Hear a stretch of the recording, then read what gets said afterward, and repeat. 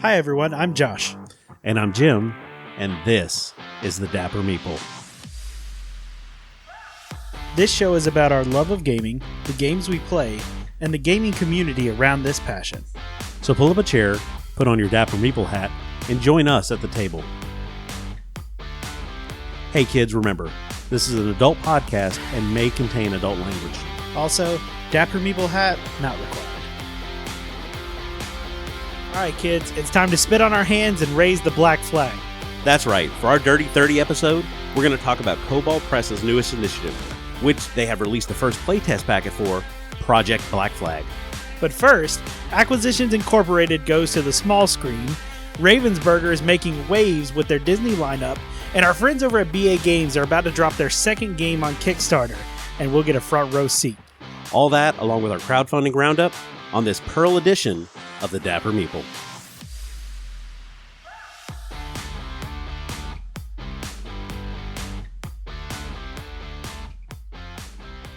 You know, for 2 years, I think 30 episodes is a good run. Like, I was doing the math in my head, and I figured, about 2 a month for 24 months would be 48. So we're only like 18 short, but there was a big break in there for moving into a new house. We've had a couple of pandemic/virus-related episodes that we missed. And then there's a couple times we're just like, you know what? Don't have it in me this week. We're not doing it. I mean, to be fair, for us, I think 30 episodes is quite an accomplishment. We're knocking it out of the park, baby. For any of you that actually know us in person, you know that planning is not our strong suit. To make it to 30 episodes where we have actually planned the episodes, I feel like is quite an accomplishment. Right. Like, and I'm happy with our content. I'm happy with our format, the way we've gotten to it.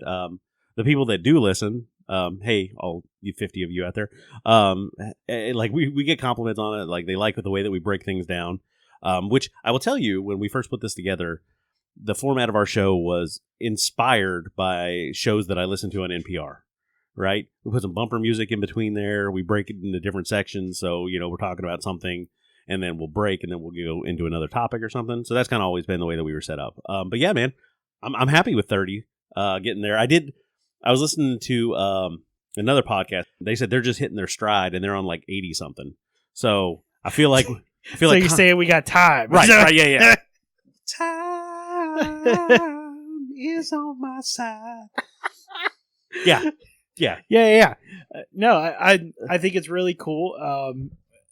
I mean, I never thought I'd be able to say that I am part of a podcast that has 30 episodes. Yeah, right? Like 30 episodes. That's at least 30 hours of content. Right, yeah. Like, we've got a library now that people are like, hey, what do you guys do? We had one of our cards with our awesome little pin. Tom Vassell, we're talking to you, buddy. Where's that pin at? I want to see that on a Dice Tower video someday.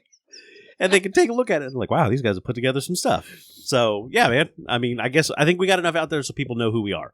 I think that we are honest about what we think. I think we're passionate about what we do in this hobby, and who we let into it and who we bring into it. And I like sitting down and doing this. Like, this started out as just something that I wanted to do with you, and hopefully one day we will spin this into more of a business. But yeah. It's like, cool, I get to sit down with my brother and talk shit about games. Let's do that. Yeah, I mean, we are by no means content experts or anything, but I mean, hey, we give it a good run. Right?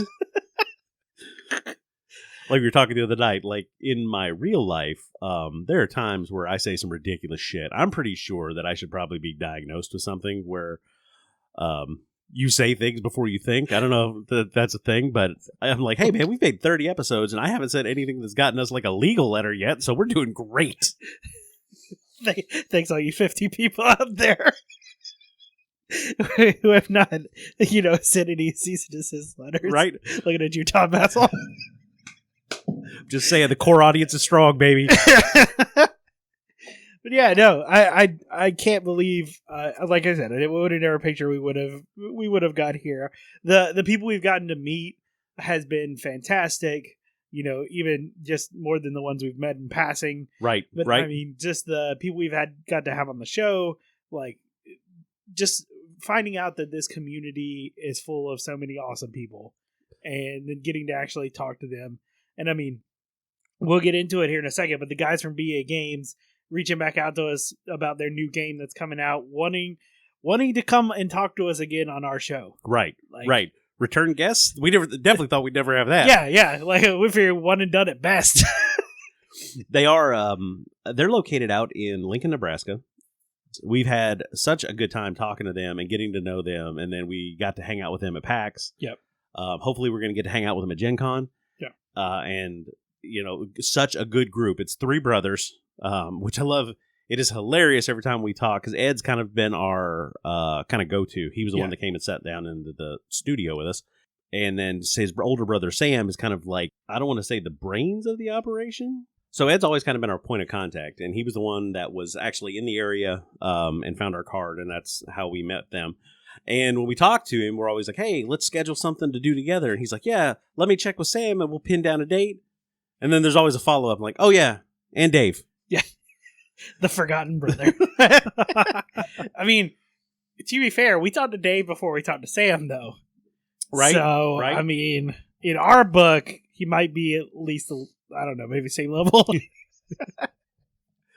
We're just saying we got your back, Dave. Yeah. So, yeah, but those guys came out with a fantastic game. It was a game that kind of changed how we looked at social deduction games, and it was Cult of the Deep. I have some of the artwork hanging in the game room. Yeah. We have a copy of the game. I mean, everything about that game was great, from the production to the gameplay itself. Just really well thought out, very like multi-tiered. Like, it wasn't just one kind of game. There was the rolling mechanic that you got to play into. They are bringing their second game to Kickstarter, which they have been working on now for quite a while. And that is Forges of Ravenshire. Which we talked about this a little bit in our PAX wrap-up episode, because we got to sit down with Sam and get thoroughly thrashed in this game. Right. With the prototype copy at PAX. But no, this game is fantastic. Even that just one-time playthrough I really enjoyed it. It does the same thing for us, I feel like, with like worker placement and engine building for us, just like Cult of the Deep did with that type of game. So it really kind of expands what we previously considered in those genres and adds like some extra elements to it, like the both the dice placement as well as, you get a little bit of dice rolling in there that kind of randomizes things. There's a lot of really good stuff in this game. And I think we talked about it a little bit from when we first got to play it. But now they actually have the mod on Tabletop Simulator that you can go on and subscribe to and try it out for yourself. It looks really well done. It's actually scripted, which I'm a personal fan of, because trying to set up a game on Tabletop Simulator can be a pain. So yeah, there's a lot of really good stuff. So definitely go and check it out. You can find it in the workshop, just where all the other mods are for Tabletop Simulator. But yeah, it's a fantastic game, and now they're like trying to ramp up support for Kickstarter, which we'll have actually going to do a full episode talk with them. Should have be them coming on the show. out. Yeah, probably early April. I think we're kind of planning on having the episode out, because their Kickstarter launch is April 18th. Got it. Yeah. We'll be looking for that. Definitely, I feel like that's one I'm definitely going to back. They've just, I mean, like I said, we can't say enough good stuff about these guys. They are a small company. Just three brothers that decided to make their way into this, the gaming industry, and so far so good is what it seems like. Like they've got we've got their back. Hopefully we're going to do some stuff here in the local area with their first game, Cult of the Deep. Set up some like play times at some of the local game shops here, and do some stuff where we can get that name out here. And we'll be BA Games East, baby. Yeah. So, I mean, honestly, we can't say enough about how good the people are, but truly, it would be a whole lot harder if the games weren't as good as they are.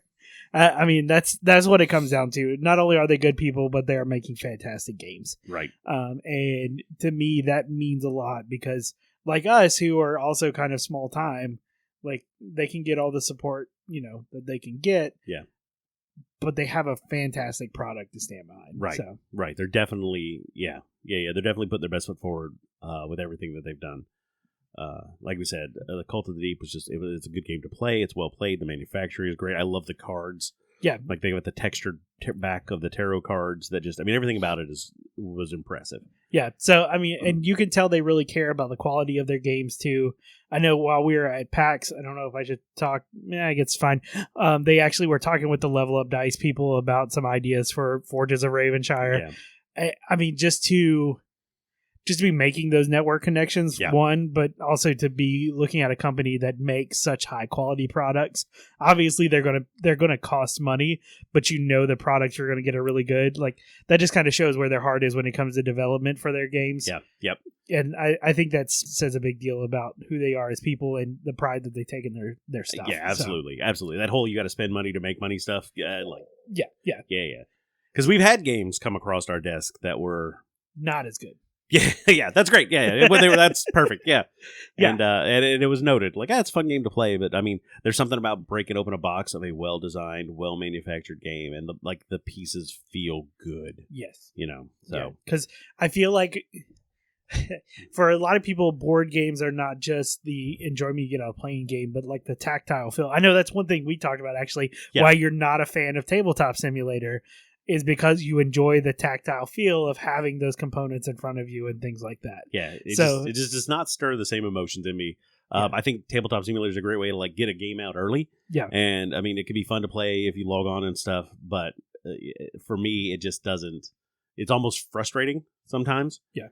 That's why like if we do play, usually you're doing all the setup and stuff. Yeah, and I just come in and move my tokens when I need to. Yeah, but absolutely. So we will, of course, have another episode on that. We'll probably mention it a couple more times as we lead up to that. Really excited to get those guys back on the show. Kind of talk through some things with them, let them kind of give their pitch for Forges of Ravenshire, and really just hang out with them again. Yeah, I mean, it's always a good time just enjoying and being with them. We're hoping to actually get a playthrough on Tabletop Simulator with them. I told them I don't know if I want Sam involved again because, but no, just kidding. Sam, pull some punches, man. We're trying to give you some. We're over here trying to give you like some publicity. Like when I say we got thrashed, like not even close. Yeah. Like, and I mean, obviously it was our first time playing, and he designed the game, so I expected a discrepancy there.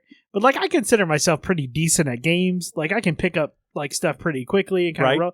Yeah, no, it was not even close. Yeah, not even close. I some of the stuff he was doing, I don't even know how he did it, but yeah, like wait a minute, is that even in the rules? Yeah, just making shit up as you go. I mean, to be fair, he could have amended the rules as he wanted, but I'm pretty sure everything was above board. No, I like the way this plays better. Yeah, because it gives you like 40 points. I bet you do. But no, it was fantastic. So while we're on the subject of things we did at PAX, let's revisit Acquisitions Incorporated. I was going to say, while we're talking Kickstarters and things that we like on it, so Acquisitions Incorporated, Jerry Holkins and Mike Rahulik put this thing together. It started out as just a comic strip about games, video games, board games. It's become this massive movement where there is, how many, 6 conventions, 5 now a year, like PAX East, PAX West, PAX South, PAX Unlimited, PAX Australia. They are all designed around gaming. And then PAX Unplugged is the one that we go to where it is board gaming and tabletop gaming. There's no video games and stuff. It's strictly this genre. And they do a playthrough. They have been doing live play D&D. They were the first to come out and do it. Yeah. Right? And before Critical Role, before Dimension 20, before those guys got into it, these guys were out here doing it. And, their play is, it's very, like, fun. It's not as serious as some of the Critical Role stuff that you see. The stories have been, I think, compelling. But there's always I don't think there's ever a fear that anybody's going to die, any character's going to die, like, in their play. Yeah, there's a lot of elements of the shenanigans in there, and I think that's the type of game it is. Yeah, sure, absolutely. And I think they lean into that. It's less. There are some occasional serious moments, but I mean, a lot of it is more lighthearted, which I think really plays well to the atmosphere they usually like play it. Right. But yeah, and so this is it's been 15 years since they started. So that's a long run. But yeah, they're fantastic. We always enjoy their shows at PAX. That's kind of one of the highlights we always make sure to hit. We obviously go back and watch, the ones that happen at the other shows that we don't get to. But yeah, so it's an awesome game. We've talked about it quite a bit on the show. And we mentioned it at PAX because they had like this kind of season finale type. Yeah, it was weird because they didn't really give a whole lot of information of what was going to happen. Right. So it was like, is this the end of Acquisitions Incorporated? I mean, I was like, I guess 15 years is a long run, but I would love to see more. So, good news. Looks like there's going to be more. Right. They did hint at it. They said it was coming to Kickstarter this year. And Mike Krahulik, who plays Jim Dark Magic of the New Hampshire Dark Magics, had stepped away from the table for a while. There was some controversy and some stuff was going on, and I think he had some mental health stuff that he said that he had to go take care of. So he kind of stepped out of the picture for a little bit. But one of the teases on the video that they showed after the game was finished was Mike Krahulik returning, and he was dressed as Jim Dark Magic. Yeah. So we know that he's coming back. We know Jerry's coming back.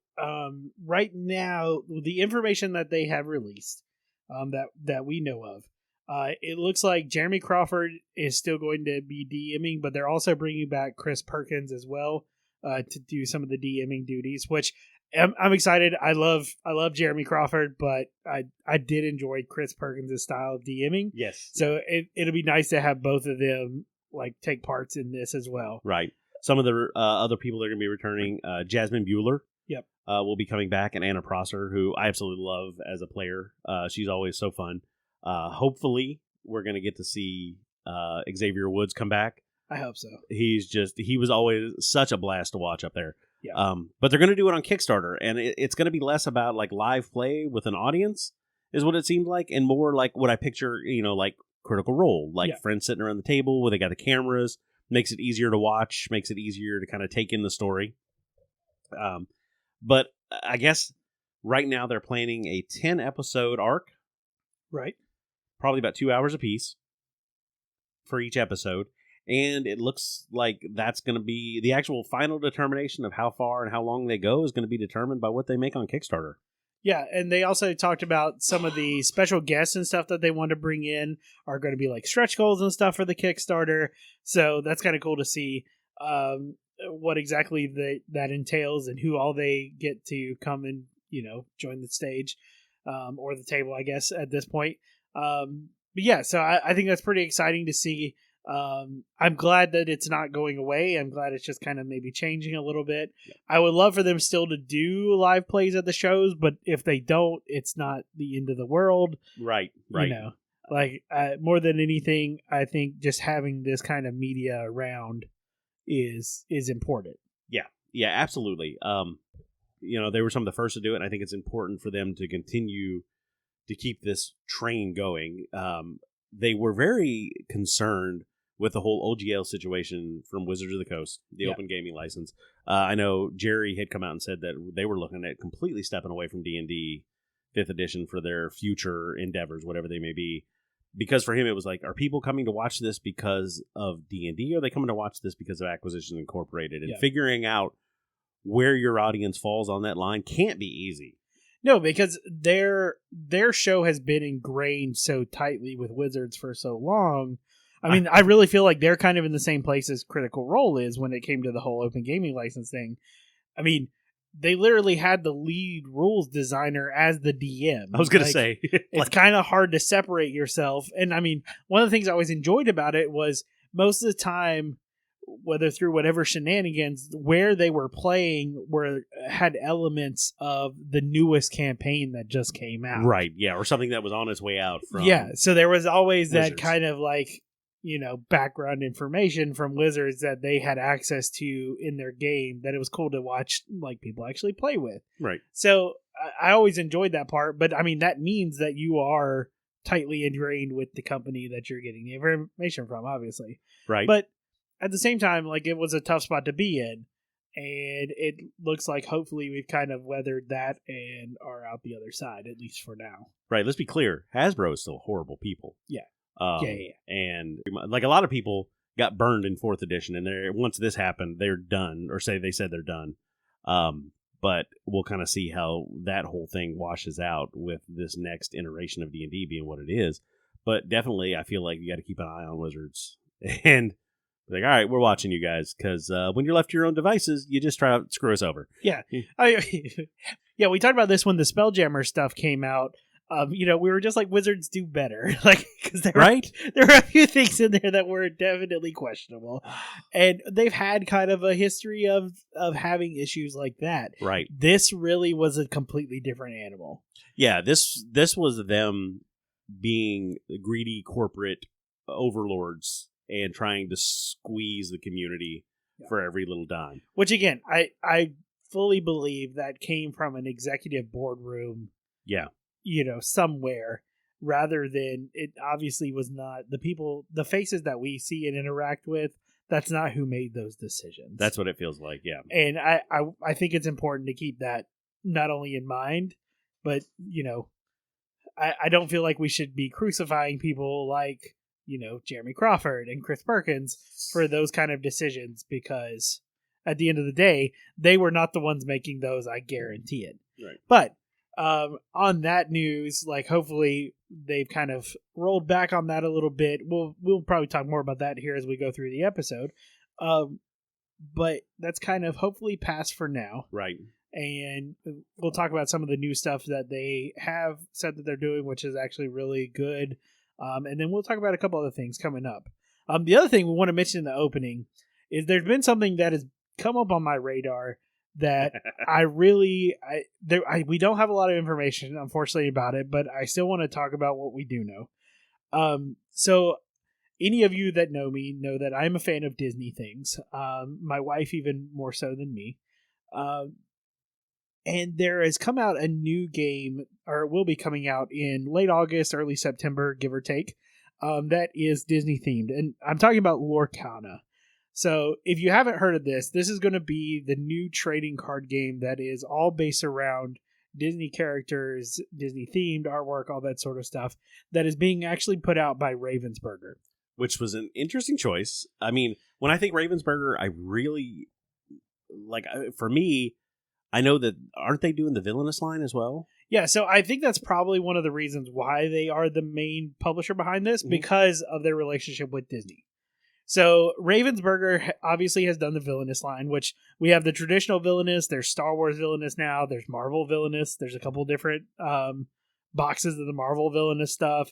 So it's all the same kind of system. It's a fantastic game. If you haven't tried it, you can pick it up at Target, which I think is another reason why they went with Ravensburger.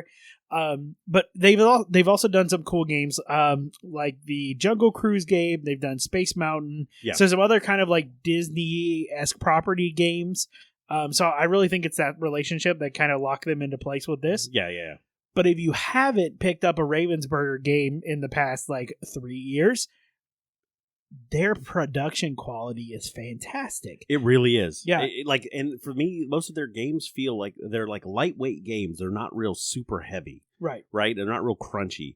More kind of I don't want to say more kind of aimed towards a general audience, but that's kind of what it feels like. I feel like Ravensburger is a great place for people to start if they're new to this hobby.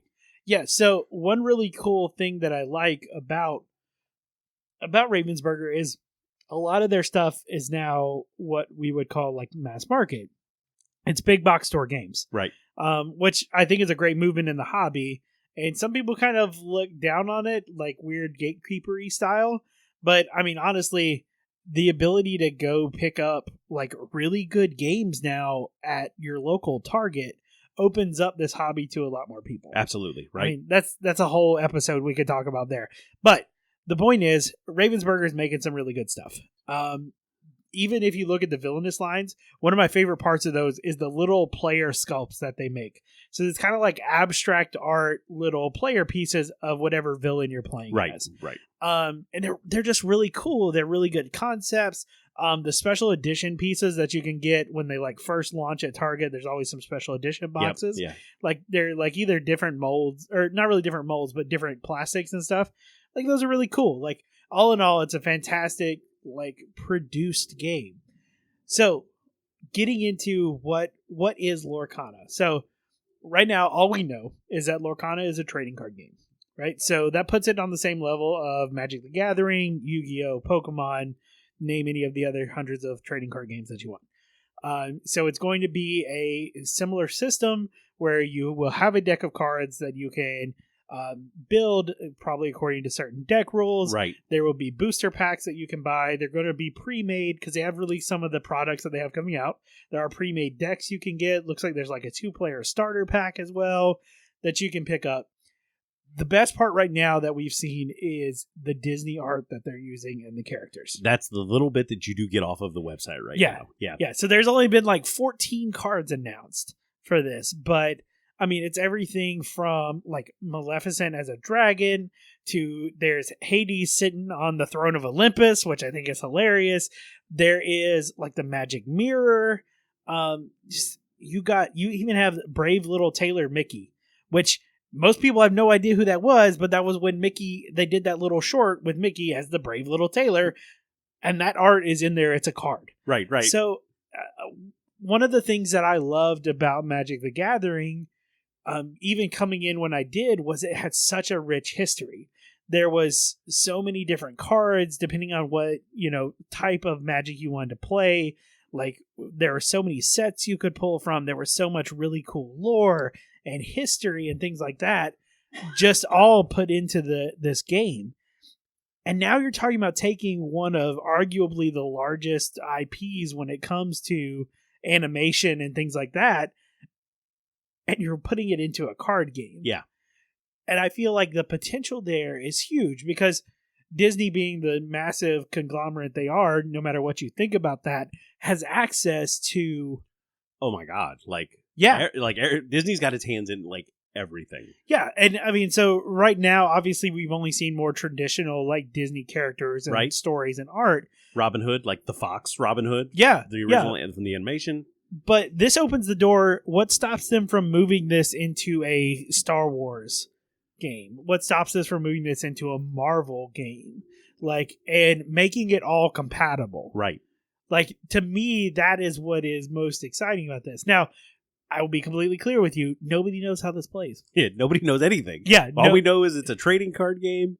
It looks very much Magic-esque. Yeah, there are a lot of things on the card that kind of look like Magic, which Magic is the granddaddy of trading card games. If you don't borrow from Magic, you're probably not doing something right. But, we don't have a whole lot of information on exactly how the game plays. We'll get that as the year goes on. But already, there's so much cool, just the theory crafting along of what they can do with this is what is exciting to me. Right. Yeah. I will not ever step foot and say that this is going to be the next Magic the Gathering or anything like that. There have been too many trading card games that come along and have said that. But to me, this having the backing of Disney, being an officially licensed Disney product, I think has a lot of potential for where they can go. Now, a lot of that's going to depend on how popular it is, because that's kind of a double-edged sword. If it isn't worth the money that they're putting into it, Disney could just as easily cut it and call it a day. But still, I'm really excited about what this product is, what we know so far, the new stuff. Like I said, they just released the Magic Mirror card on Valentine's Day, actually. It's got some more kind of Magic-esque looking stuff on it with the text and things. So there's a lot of really cool stuff. I'm excited to see more about this. I'm really hoping that it does well. This is one of those that I could see not being diehard into, but definitely getting a couple decks and breaking it out every now and then. Yeah. Just something like that. And like I said, down the road, I really feel like the potential for where this can go is pretty open. It's huge. It's huge. All right. Well, that's a lot for an opening. We're going to jump into talking about Kobald Press and Project Black Flag.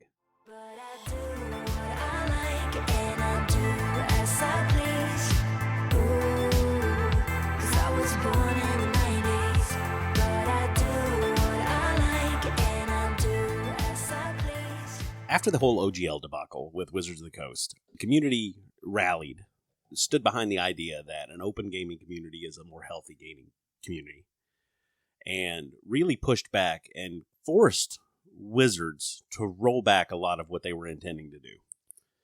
Part of that we saw was a huge kind of insurgence in the interest of games that are not D&D. Yeah.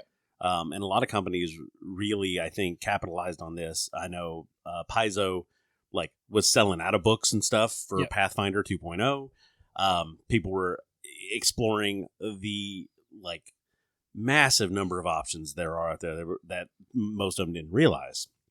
And since then, they've kind of rolled it back, and a lot of stuff has gone under the Creative Commons license. So the SRD was moved so everybody had access to it and they could use it to continue making products. One of the companies that's been doing this kind of from their inception has been Kobald Press. So this project that they are working on, now that they've kind of kicked into overdrive,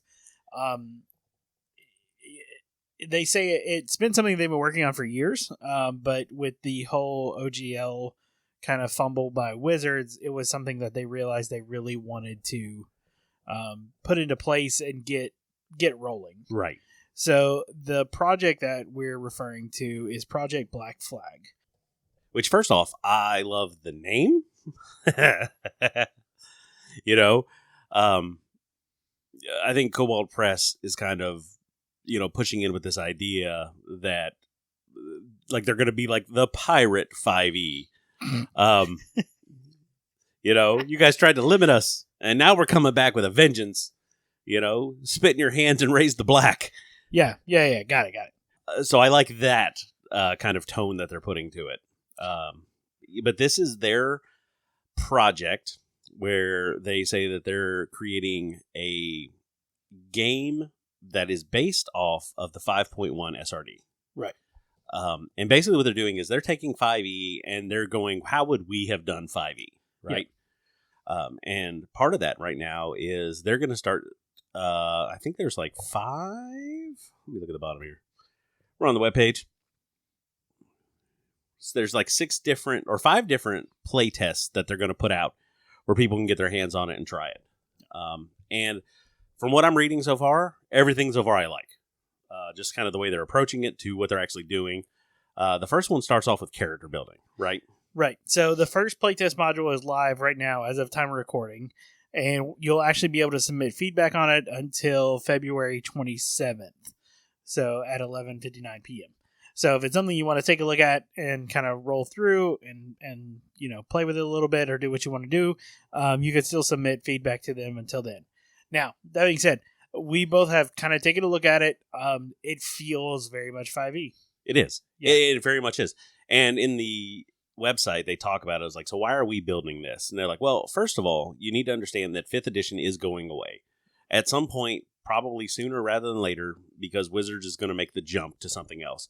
And while Wizards themselves says that whatever new product they come out with, it will be backwards compatible. Yeah. What does that actually look like is the big question. Right. Kobald Press, who, like I said, since their inception, they have been making material for 5th edition.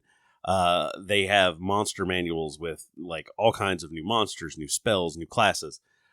The kind of thing that you get, I think, in the way of gaming and innovation, that you need to have a small company with access to real players sitting down to test your stuff to get, right? Yeah. Because as DMs, I know that I have hand-waved some stuff, people I want to play this character, but it's not exactly like this. I'm let's see what we can do. And we've tweaked it a little bit for fun.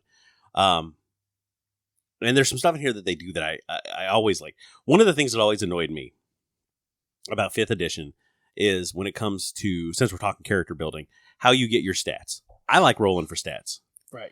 Rolling for stats gives you the opportunity to roll high, right? Yeah. The average citizen has a stat of 10 across the board. Right. Strength, con, dex, intel, wisdom, charisma. All 10s, right? That's the average. The characters that you're building, though, this should be epic. Right.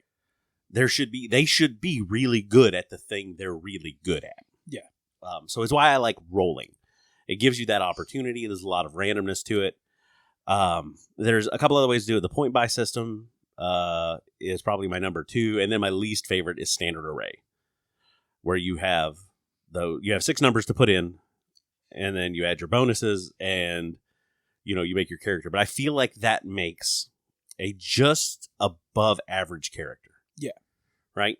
So rolling is my preferred method. Why? Because every 4th level in 5th edition D&D, you had the opportunity to either raise a stat by 2 points, raise 2 stats by 1 point, or take a feat.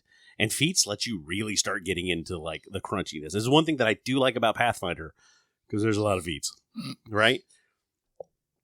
But if you have low numbers and you're like, I need to bump my numbers up to feel survivable in this epic quest that I'm in, you may not get access to the feats that you want. Survivable or even viable, honestly. Yeah. Like at some points. So, yeah, no, I absolutely agree that that's one of the things that I like about rolling stats. It lets your characters feel like heroes. Exactly. Yeah. Like, and because that's kind of that's the story that you want to tell.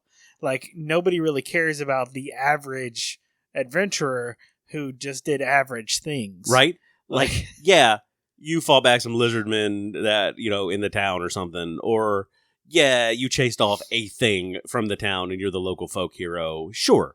Right? You're an NPC in my game because I want people that are going to end up, level 16, 17, 18 and like challenging the gods. Yeah. Like you want your characters to be doing epic things from the beginning, because we all know most campaigns don't make it past 10th level. Right. So to combat that, it really helps to give your characters an epic story from the very beginning. Yeah. And although even wizards are really squishy at level 1, sometimes they don't have to be that squishy if you roll well. So I would agree with you definitely on that. I think that's one of the things that I really look for when I'm character building. And, sometimes it is fun to have that low stat, and sometimes to play that, or to play the character that is in this party of heroes. And, it's kind of like your Batman. You ain't got no superpowers, but you're still there. So you got something, So, yeah, I kind of like that. And it feels to me, too, that... And they talk about it in the beginning of the playtest, is that a character created with their system is going to be slightly more powerful than the average character in 5th edition. I don't think you don't always lose that low stat, though. No, that's true, yeah. On average, it's going to be higher, but you're still going to end up with some 10s, sometimes even some 8s or so. I mean, it still happens. Right. So you still have that option or that kind of role play aspect that you can really lean into of whatever stat you want to. So I don't think it necessarily takes away, but it does make your characters usually really good at whatever they are good at. Right. So yeah, no, absolutely. I think that's one of the really cool things. So I do like some of the other things that they change. They don't change a whole lot, honestly. Right. But there is a change to kind of sub races. So you still have your like regular race, like dwarf, elf, that sort of thing, but instead of sub races, they have the heritage options. Yes. And instead of it being like hill dwarf, mountain dwarf, dark dwarf, or whatever, they have like some of these. So you have the Fireforge heritage, or you have the stone heritage, and they give different benefits. They are basically a sub race. Sure. But I kind of like the way they're framed a little bit better than kind of the traditional. Sure. Like it's the heritage is like, this is where you were raised. Like if you read the Fireforge heritage, its characters who choose this heritage were raised with the values and traditions of the Fireforged dwarven clans. Yeah. Right. So, the dwarven legends state that the best metal crafting is done in fires of the earth itself. So like primordial type fires. Yeah. It's where your background is from. Yeah. I like that. I like that take a lot more. And I think that's also kind of a thing that has been done and looked at to move away from race as for race determining your stats and your abilities to, I grew up working primordial fire, so I kind of am a little resistant to fire. Yeah, and I do like they've kind of expanded it a little bit to me, your sub races in 5e, not negligible, but it didn't feel like they added a whole lot. Mm-hmm. Like normally your secondary stat that you got to bump to would be involved with your sub race, and you may get like a minor trait like that kind of was either helpful or whatever. Right. I mean, looking at these, you get some pretty interesting stuff. You get some pretty interesting stuff based on like your heritage, and I like that they're making it matter. Yes. That's kind of it. It really opens up the idea that it's not just the race that you chose, which Tasha's kind of worked and did started to move that direction. Yeah. But I like that matters, and that they carry that over into the background section. Sure. Like just as an example too, they don't have a lot in here. Like this is a play test. Humans, though, you get your human lineage traits that all humans will share. So your age, size, speed, stuff like that. You also get, though, your heritage you get that they offer are nomadic and cosmopolitan. And for the nomadic, one of the things you get is resilient. You have advantage on checks or saves made to resist debilitating weather effects such as those caused by extreme heat or cold. Additionally, when you complete a short rest, you can reduce your exhaustion level by 1, which usually that is a long rest thing. And then once used, you can't reduce your exhaustion level in this way again until you complete a long rest, which is something you deal with if you're dealing with traveling rules. Yeah. As a DM. Sometimes you can acquire levels of exhaustion. But that is specifically from the nomadic heritage, whereas in the cosmopolitan heritage, you don't have that, but you do get street smarts. So while you're in a city or other urban environment, you and your group can't become lost except by magical means. While you're in such environments, you also can't be surprised except when you're asleep or otherwise incapacitated. So you grew up in the city, you know your way around, Yeah. I really like kind of what they're doing with this. Like I said, it makes it feel like they matter more. Yeah, absolutely. And they're kind of tailored also to, they make sense. Yes. And I really do like that. It's less you were born there, or you were born to this certain group of humans or whatever, and it's more like this is the way your character was raised or grew up, or and it has an effect on who they are now. Which, again, leading into backgrounds. Backgrounds is always one of the worst things in character creation in 5e for me. Just one, because a lot of times it doesn't feel like it matters. Right. And sure, you get certain proficiencies from it, but honestly, proficiencies are meh. At best. They maybe help round out a character and the story you're telling, but they are pretty negligible. Usually you get some kind of a special ability or a special something from that background. Like for soldier, you have your campaign war ribbon or your rank. The hell am I ever going to use that? Yeah. It's so limited. Yeah, and it really takes some storytelling leaps to kind of to get there. Yeah, to make it worth something. Yeah. So what I do like in this new kind of playtest material that they put out, they add a couple things. So you still get skill proficiencies. You still get language proficiencies, tool proficiencies, that sort of stuff.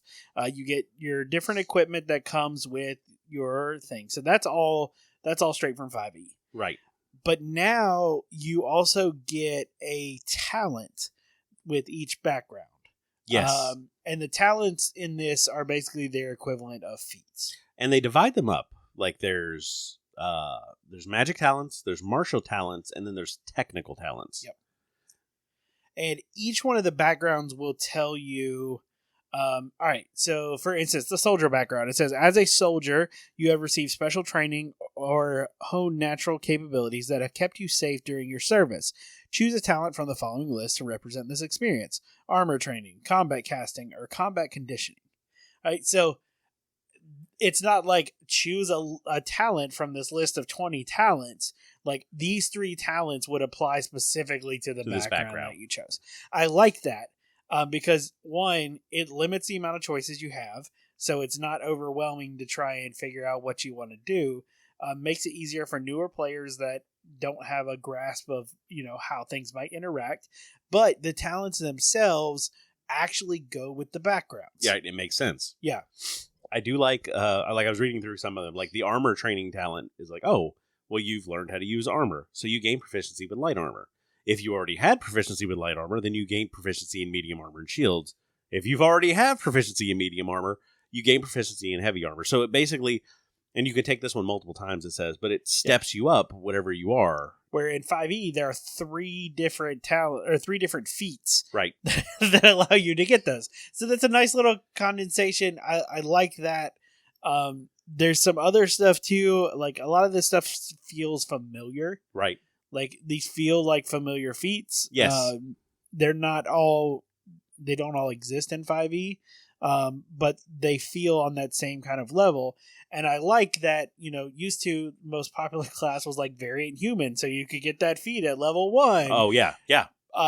Which I know they kind of, with the new D&D material, they kind of rolled that around a little bit different and gave you kind of those introductory feats. Yes. But these are like full-blooded feats that you would still get in your background. Yeah, absolutely. I like that. I guess talents are going to be their version of feats in their book. I think that's, and I think this kind of brings this version of 5e closer to that Pathfinder 2.0. Yeah. Where if you haven't played Pathfinder, it is it's very crunchy, but it is so detailed in character creation that you can make exactly the character that you're picturing, right? Through the use of different feats and things like that, as you level your character, you get a chance to use a lot more feats. It's kind of like when they're available, because you meet prerequisites and stuff. You kind of got to plan that out, and I feel like this is kind of moving us closer to that, where you get a more detailed character, right? So it's falling more under what you want. So I do like that so far. Again, they do admit that this is using the 5.1 SRD, which is now under the Creative Commons license, and they're just basically doing 5e the way that they would have done 5e. I like the way that this looks and feels. Like it does feel very much still 5e, with just some slight tweaks to it that make it really feel better. Because 5e is not the easiest thing to teach to new people. Mm-hmm. Character creation normally is the hardest part. I mean, once you get that and they kind of get a grasp of their character, you can run with it. Right. But I mean, in our experience with our learn to play games and things like that, character creation is a 4 to 5 hour session. Easy. With a full group. Solid. Yeah. And that's usually creating the characters, leveling them up to level 2 or 3. Because we all know level 1 is rough. Level 1's bad. Yeah, but I really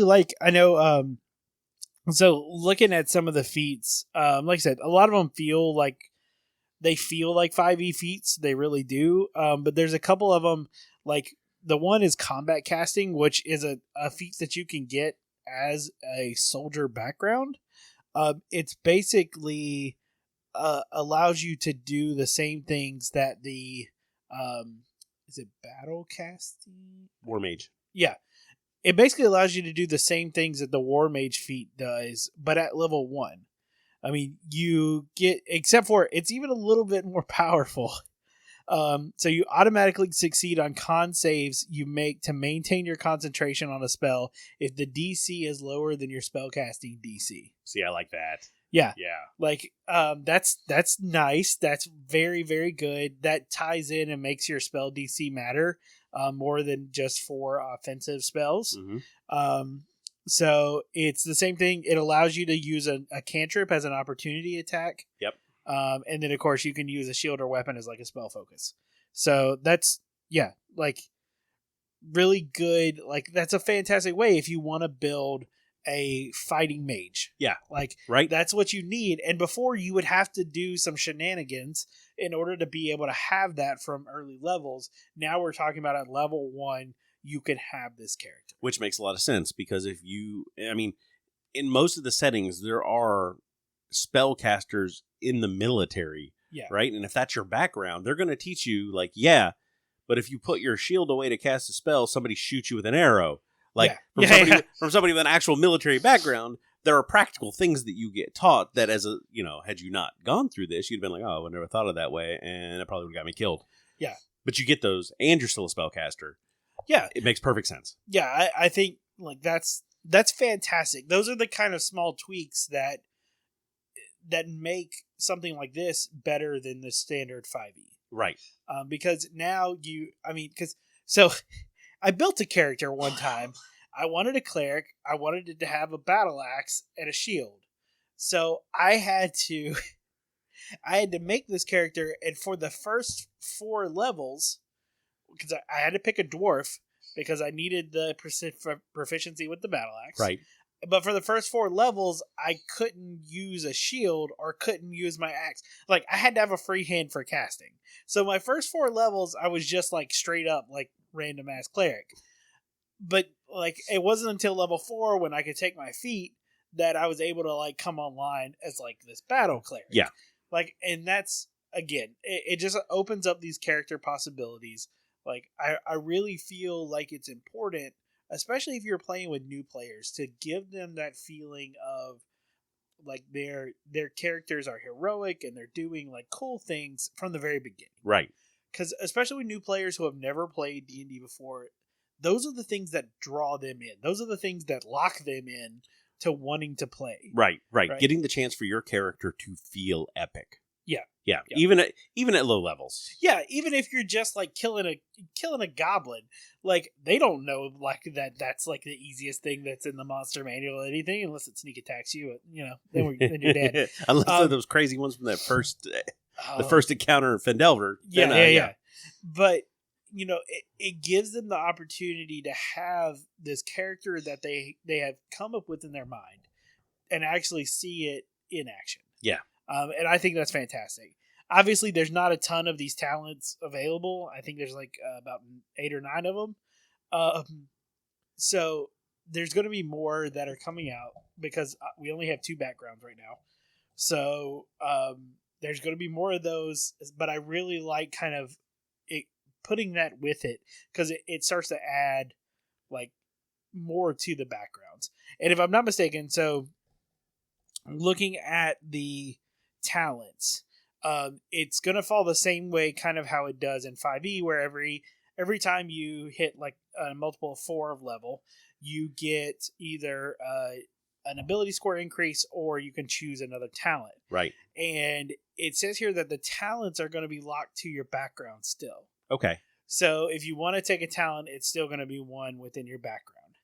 Now that's interesting because I think that may limit a few kind of more crazy character choices. Sure. I think that's interesting. I guess we're going to have to see how it comes out. But in my opinion, like that's one of those things that I feel like I would hand wave. Like if you're say you're a martial class and you're starting to kind of dabble in that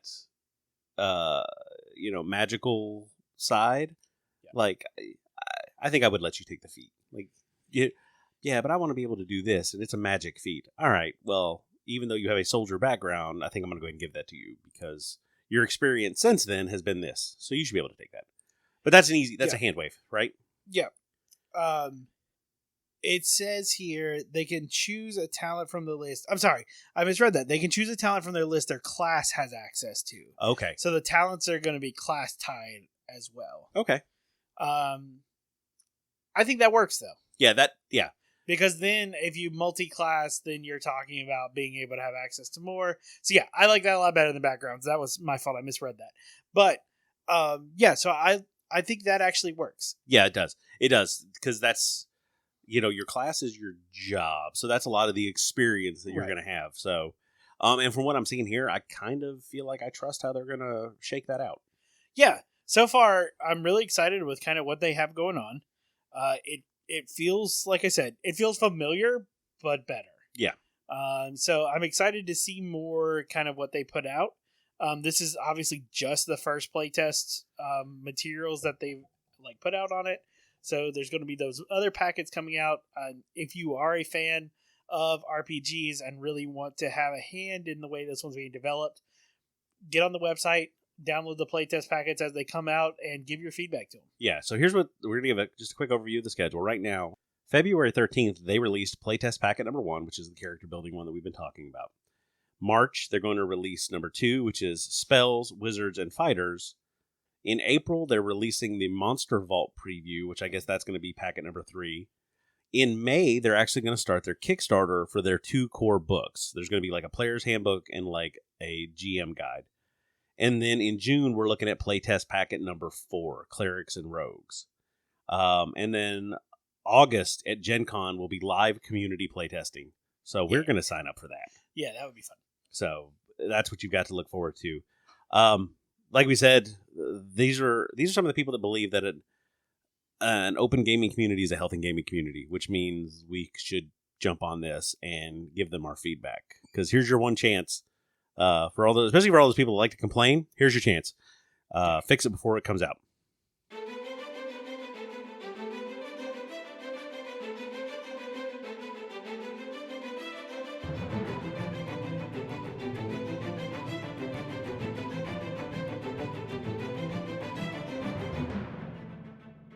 So it's been a little while, but we're jumping back into our crowdfunding roundup.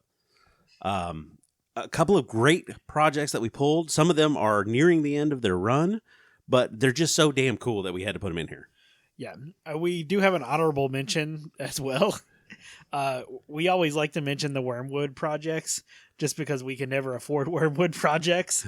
But they just rolled out their Kickstarter for their new modular table. It's fantastic. Go build the table of your dreams that, maybe one day you might be able to afford. Right. But yeah, so take a look at that one. That one's really cool. Of course, it's Wormwood quality. There's like 18 different videos that they made, like even the different types of wood. Oh man, that was I learned more about wood than I ever thought that I would. Yeah. But it was great. Like the different types of wood they got, why it looks the way it does. Yeah. Which woods you want hardwood for and which woods you want to use sapwood with. Like really in depth. Yeah. Like what causes the variation in the different types of woods. And they all just look amazing. Yeah, so, yeah. I mean, maybe one day we might be able to afford that little bitty coffee table. Yeah. I think, what was it? Like $600? Yeah. So, there's that. But so definitely an honorable mention for sure. Take a look at it. Like I said, they have some really cool videos on there that go into everything from the types of wood to production to all sorts of different really cool stuff. So give them a look real quick. If you have the money and want to back it and get your own Wormwood table, then go for it. So let's kick off with our first project that we've got lined up. The Painter's Fortress. It's a 3D printable paint station. So, for those of us that are into mini painting, I think one of the things that I have learned in my last year and a half is that structure and organization helps me really move my projects along. I don't the way I've got it set up now is kind of a modular setting so I can move stuff around and things like that. But looking at this thing, it looks absolutely amazing for what it is. And it looks like that they have designed it to work with like all the major brands of paint. Yeah. So basically they have gone in. This is not a physical product. It is just the STL files to be able to print this thing. It's completely modular as well as like customizable to whatever setup that you need for your painting needs. This thing is really cool. Usually we don't do a lot of 3D printed projects on here. There have been a couple that have kind of come up. But this is one of the first ones that we've done that you would have to take it and either get it printed or print it yourself. Right. I will say for those of you who know some things about 3D printing, this will not work with a resin printer. Just because of the way that you have to assemble the pieces. Resin is a little bit too brittle for that. Right. So it has to be done on a traditional filament printer. But other than that, this thing is crazy. So I was looking, I expected, the amount of work that they're talking about that they put into this. So not only have they tried to print it so many different ways, they finally found they just need to print the pieces flat and then you assemble them after you print them. So I'm expecting this thing to probably be $50-$60, right, for the files. It's $25. I saw that. At first I saw the Hong Kong price, which is $194, and I was like, man, that's a little steep. And I was like, wait a minute, I don't live in Hong Kong. There we go. But yeah, so like I said, it is something you have to print yourself, but the way they've made this as a modular setup, this can be done for someone who has a small workspace or someone who has a large workspace that they can kind of fit all this stuff in. And you can kind of make it whatever you need and whatever works for you. That's what I really liked about it. Looking into this is you basically, you build out like the box that you want, and then you put the pieces in there. So you've got different types of like trays for paints, and you've got like the Games Workshop paints or like Valero. They come in different size bottles, and the cutouts that you would stick them in, you can change the size. Like I said, it's designed for like the major paint brands, Kamara, Molotov, some of the liquid metal. Was it the Liquitex stuff? Yeah, you can print what you want and build your own paint station, which is really awesome. Yeah, it's really, really cool. I do like, so even the kind of the drawer fronts and the outside edges, they have like specialty designs on them. And with the stretch goals for this campaign were like kind of introducing new specialty designs. So there's already a bunch of them unlocked, because this campaign, originally they were only asking for $1,000 as their goal. They've already hit 43,000. Oh yeah. Yeah. So that's awesome. That's fantastic. Like, I really, really am excited for them, but it looks like a really cool product. Like, they do talk about the, it's a very sturdy product because they say you have to put it together with a hammer. So, which I think is fantastic. But yeah, it's super modular. It has all these different ways that you can build it. So definitely take a look at this, especially if you're into mini painting, have access to a 3D printer, or if you, honestly, most places, if you have a public library, now you can get access to a 3D printer. You just have to pay for the filament, which is the cheaper part of printing. If not, there's also a couple places you can send STL files into, and they will print them for you. So this project still has 15 days to go. Again, it's called Painter's Fortress, a 3D printable paint station. We'll put the links and everything like we usually do, but definitely take a look at it if it's something you're interested in, because if it seems like a really, really good organizational tool. Yeah, it does. I might have to back this one and then figure out how I'm going to make it later. Yeah. So speaking of things that you can assemble, so the world of gaming, and especially tabletop gaming, like we all know, it's exploded in the last 10 years, right? And here recently, we play a lot online. So you're, downloading maps into Roll20, and there's so many different platforms that are coming out now. Like, a lot of it is really going that way.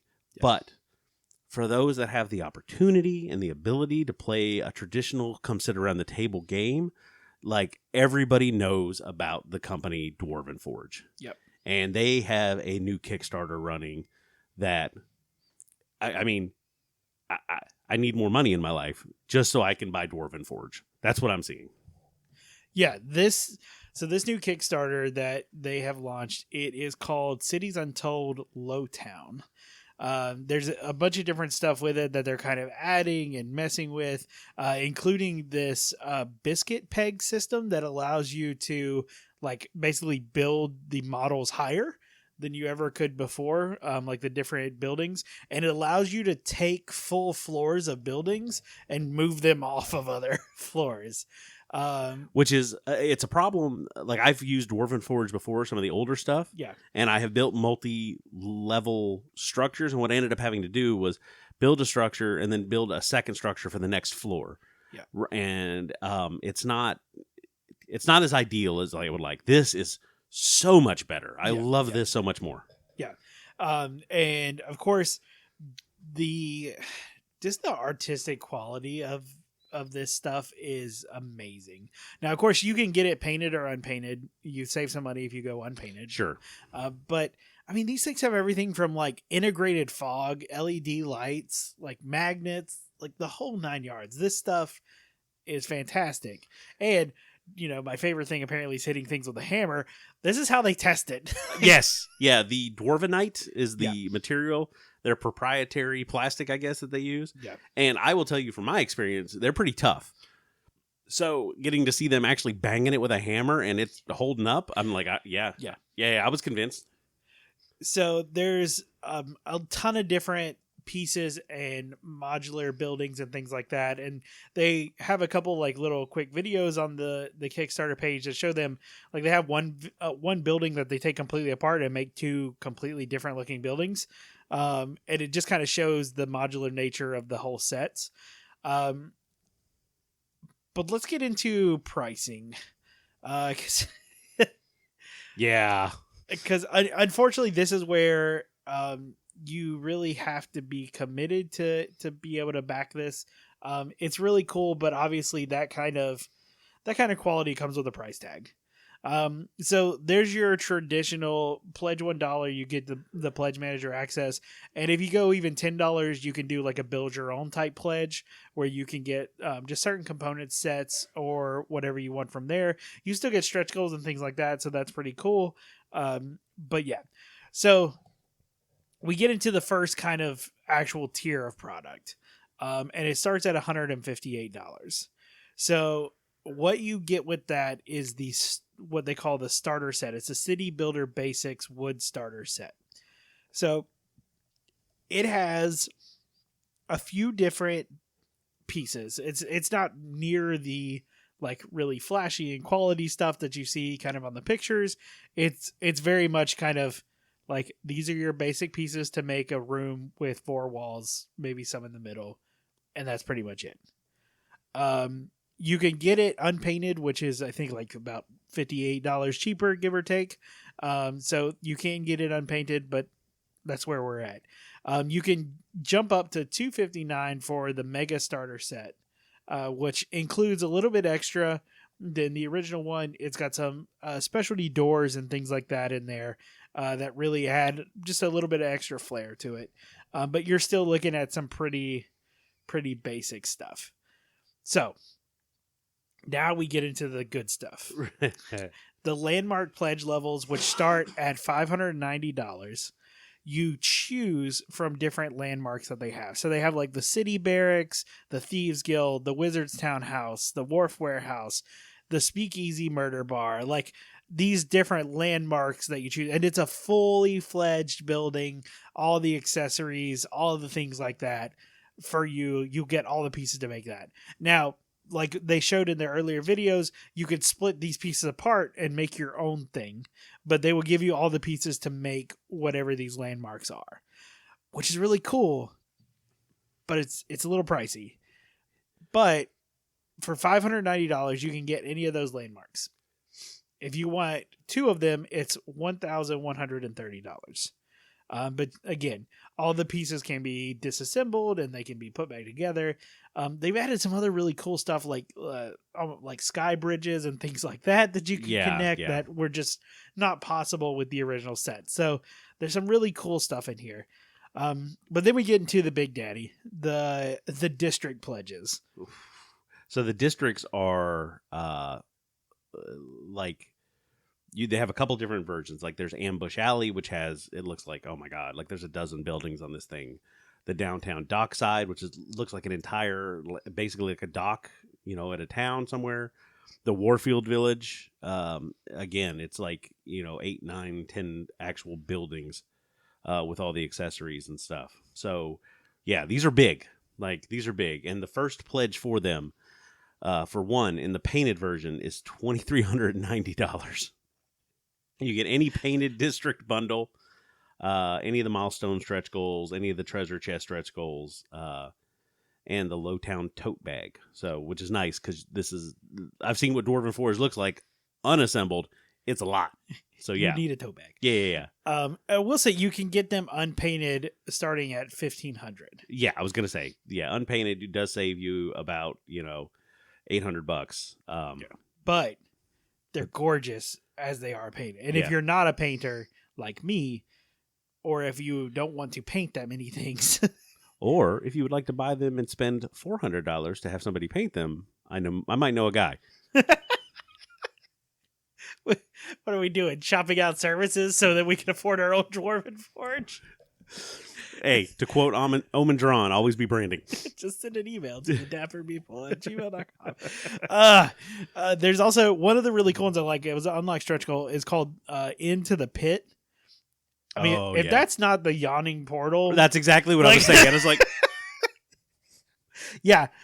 I'm not saying they ripped it off, but I'm saying that there's another inn. Whoa.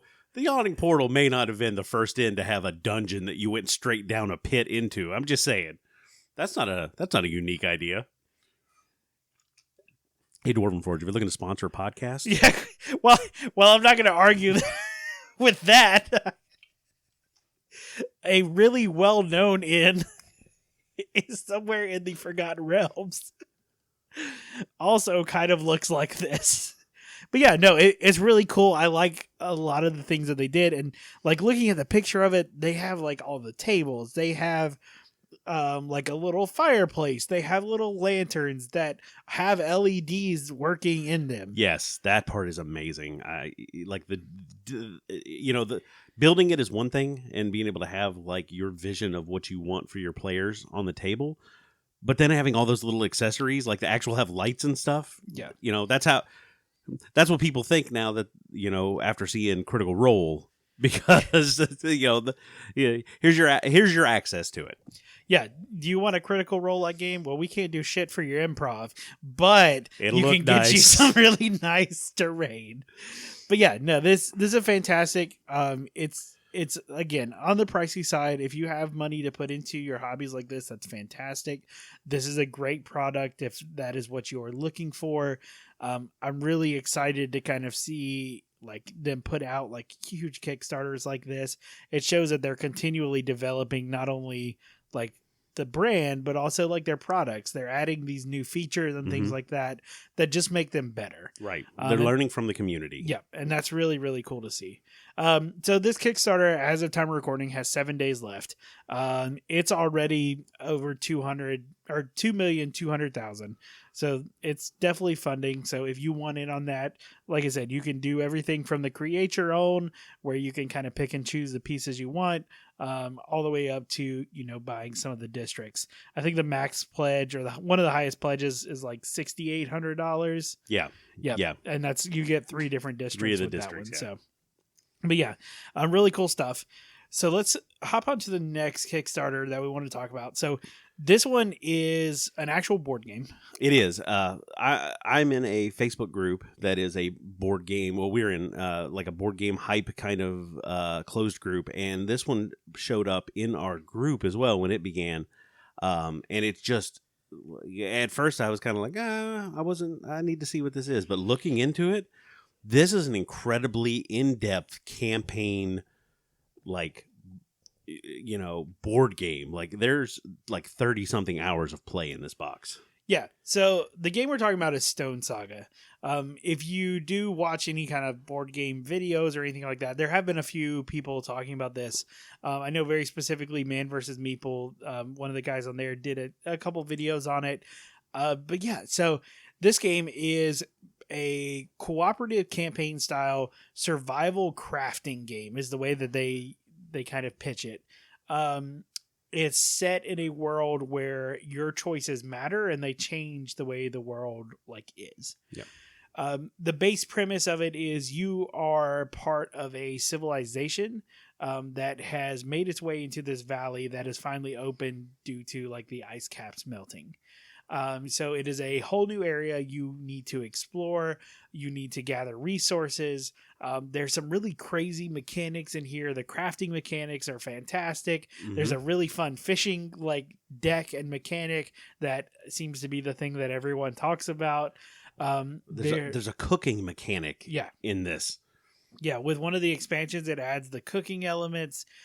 You can craft tools and things like that based on the items that you find. There's some really cool stuff, and the way it works, every time you play a game, it's like you are playing a moment in that civilization where there's some sort of crisis or conflict or decision that needs to be resolved within that game.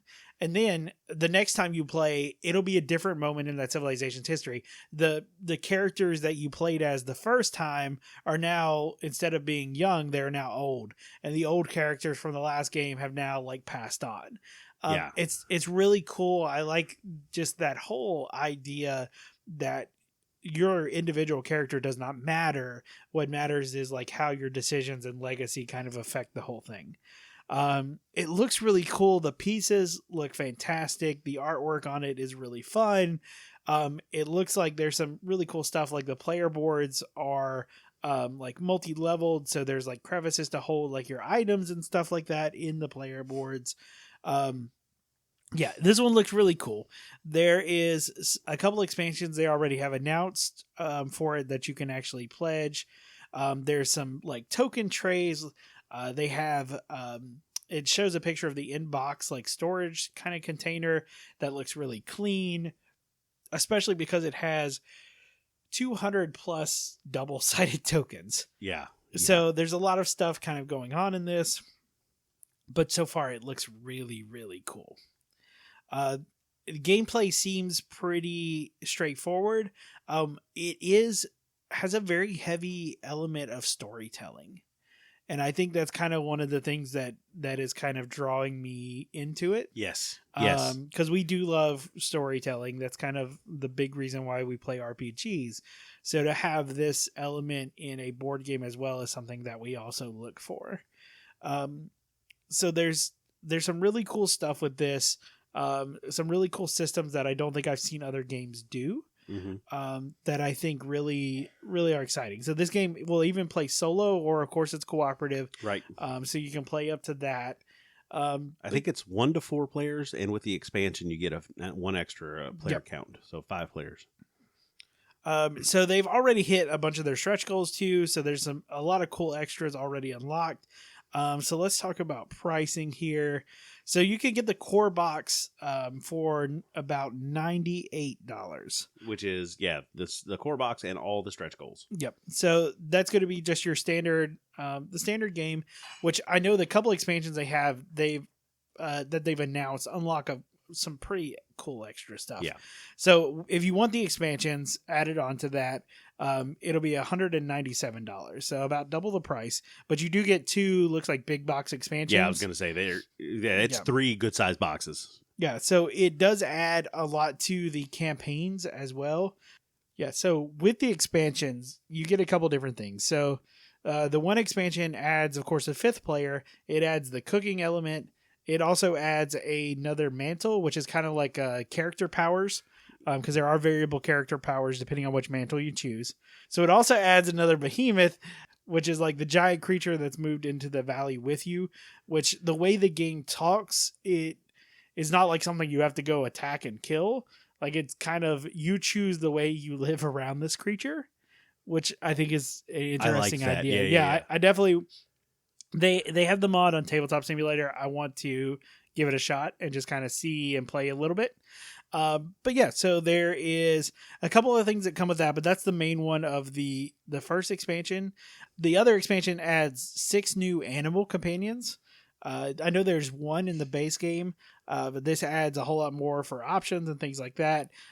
It adds a couple other like various cards to the game that change like your discoveries and your different powers, the way they work, as well as some new items and stuff like that. So that is really cool.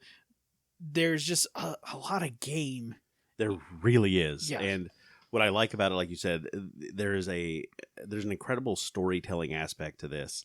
And your decisions are going to influence your game throughout the campaign. And I like that kind of power being in the player's hands. I mean, it's dangerous. Let's not lie.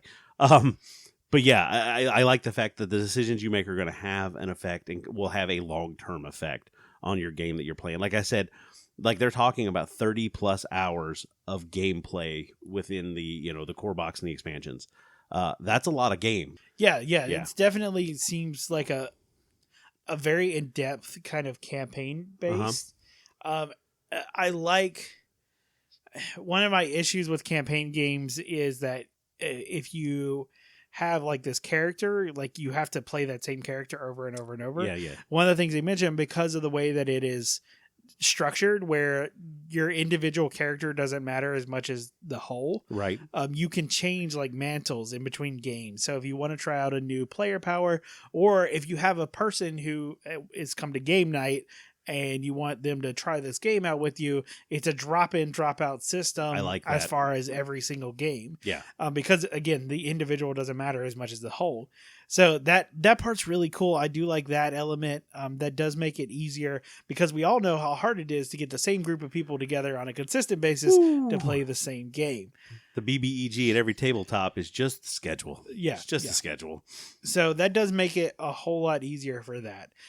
So one of the things that they mention about the behemoths that I really think is cool, in the lore section of the campaign, they talk about a few different things. But specifically, they say, each behemoth is a unique being, a massive and seemingly immortal creature with a mind very much different to that of a human. These behemoths will be your society's rivals, companions, deities, or demons across the ages. So the way you interact with them is really varied. I think that's really cool. Yeah. That sets up a lot of really fun storytelling elements to it. So one thing, just to kind of finish up this, the designers of this, just to kind of give a little pedigree. I was going to say, yeah. So we have Max Brook, who is the co-designer of Star Wars X-Wing and Legend of the Five Rings RPG, which is known for its storytelling elements. Right. And then we have Luke Eddy, who was one of the designers on Star Wars Legion. Yeah. So there's some serious game pedigree there. Yeah. So again, this looks fantastic. There's a lot of buzz around it. If you want to see some videos of gameplay and things like that, a lot of people have put them out. So feel free to take a look at that. There are still 7 days to go on this, so it's a little tight in the time frame we usually like to get, but definitely something to take a look at, especially if this type of game interests you. All right. And with that, we have taken our first steps into the valley. There are many more challenges and decisions facing our civilization. Hopefully, we'll be able to overcome them and craft our legacy. For the Dapper Meeple, I'm Jim. And I'm Josh. Good night, everyone. Thanks, everyone, for sticking around and listening to our show. If you enjoyed it, let me ask you a favor. Follow us and leave us a like wherever you get your podcast. It really helps us out. And if you have anything to say back to us, you can find us on Instagram and Facebook by searching for The Dapper Meeple. On Twitter, our handle is @TheDapperMeeple, or email us at dappermeeplegaming@gmail.com. And as always, we'll save you a seat at the table.